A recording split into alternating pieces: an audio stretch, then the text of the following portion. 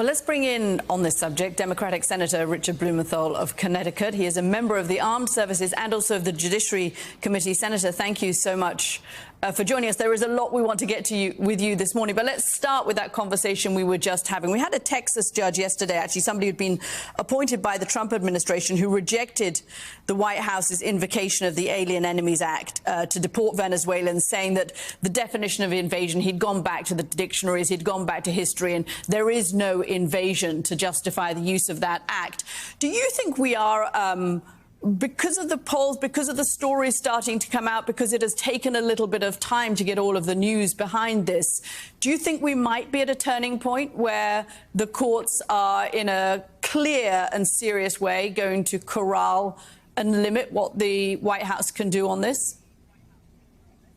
I think we are at a turning point, and thank you for having me and raising this issue right away, because as someone who has spent most of my career as a prosecutor, a law enforcer, as a trial lawyer, I believe so deeply in due process. And I think the courts have really been offended in some way by the administration's, in effect, defiance of due process and the rule of law, saying that they will refuse to obey a court order. Judges disagree about a lot, but what binds them together is a very strong feeling that litigants should not be contemptuous of lawful orders. And the threat of it, I think, is in fact producing greater awareness on the part of the judiciary that this constitutional crisis has reached a point where they need to, in effect,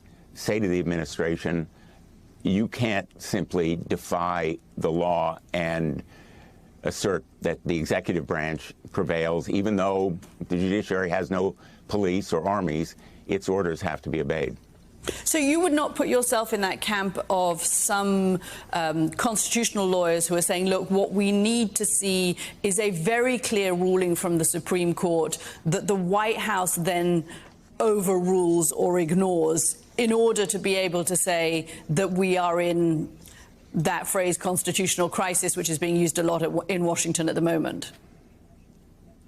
I think we're likely to see that kind of order from the Supreme Court, either on birthright citizenship or some other ruling relating to deportations or some other issue where the administration, in effect, has taken the law into its own hands. I think the Roberts Court, particularly the most recent Republican nominees, I wouldn't put Thomas or Alito in that category, but I think we're likely to see a 7-2 ruling, in effect saying to the administration, you're going too far, you're crossing the line, you need to obey court orders.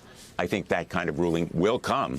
And absolutely, the American people, you know, I see it every day, believe that dangerous criminals who are in this country without documentation should be deported, but there should be due process.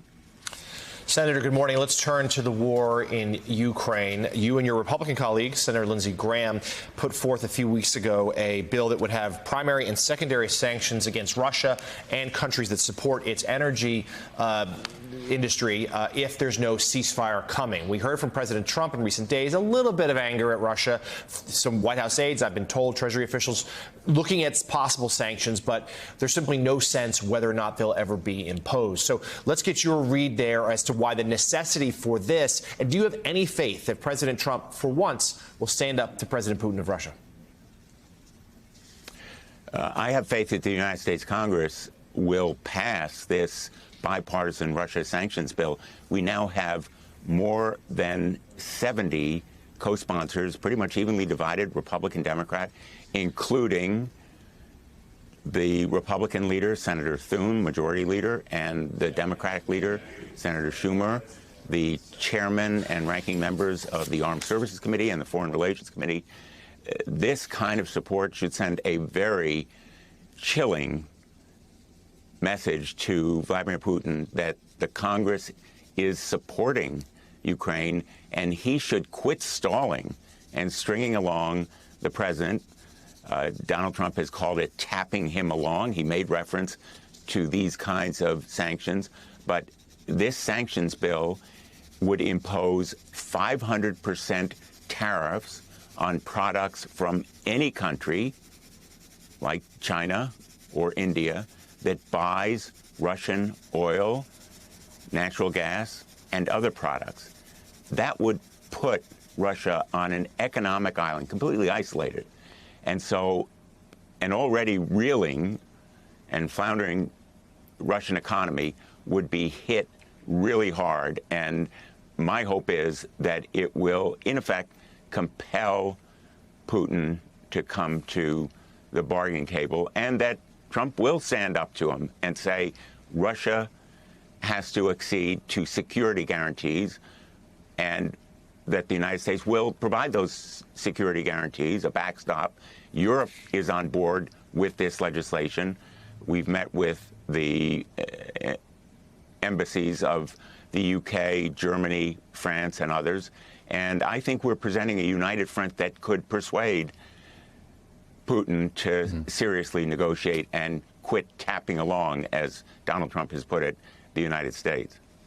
But Senator, briefly, though, do you believe there's an appetite at the top of this administration, namely from the president himself, to levy further sanctions on Vladimir Putin, somebody he has favored in these negotiations?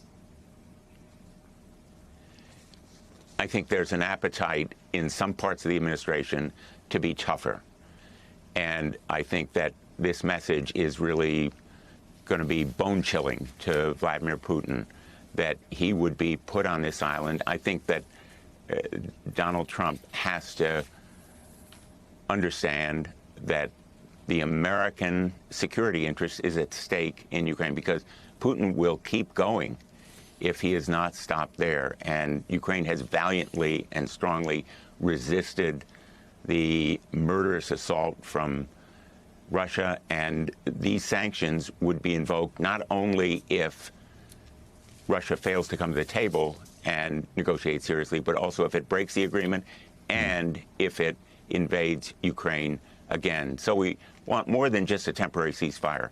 There has to be a peace agreement that is fair to Ukraine, provides some return perhaps of its territory, but most important, security guarantees, and even a potential path toward EU membership and NATO.